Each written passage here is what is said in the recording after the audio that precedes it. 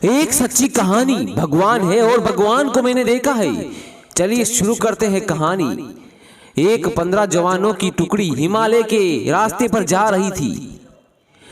थकान से बुरा हाल और ऊपर से कड़कड़ाती ठंड। मेजर ने सोचा अगर एक कप चाय मिल जाती तो आगे बढ़ने में बड़ी ताकत मिल जाती। लेकिन रात का समय था, आसपास कोई बस्ती भी नहीं थी। लगभग 1 घंटे की चढ़ाई के पश्चात उन्हें एक जर्जर चाय की दुकान दिखाई दी। लेकिन अफसोस, उस पर ताला लगा हुआ था। भूख और थकान की तीव्रता के चलते जवानों के आग्रह पर मेजर साहब दुकान का ताला तोड़ने के लिए राजी हो गए। खैर ताला तोड़ा गया तो अंदर उन्हें चाय बनाने का सभी सामान मिल गया। जवानों ने चाय बनाई और साथ में रखे बिस्किट आदि खाकर खुद को राहत दी।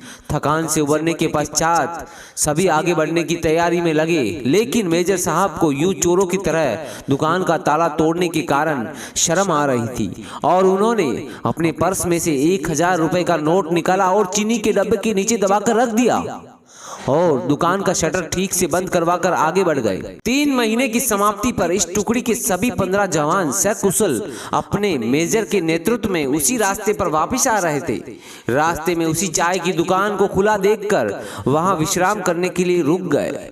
उस दुकान का मालिक एक बूढ़ा चाय वाला था जो एक साथ इतने ग्राहक को देखकर खुश हो गया और उनके लिए चाय बनाने लगा। चाय की चुस्कियों और बिस्कुट के बीच वो बूढ़े चाय वाले से उसके जीवन का अनुभव पूछने लगे, खास तौर पर इतने बीहड़ में दुकान चलाने के बारे में। बूढ़ा उन्हें कई कहानियां सुनाता रहा और साथ ही भगवान का शुक्र अदा करता रहा। तभी एक जवान बोला, बाबा आप भगवान को इतना मानते हैं, अगर भगवान सच में होता है तो फिर तुम्हें इतने बुरे हाल में क्यों रखा हुआ है? बाबा बोला, नहीं साहब ऐसा नहीं है। कहते हैं भगवान के बारे में भगवान तो है और सच में मैंने देखा है भगवान को।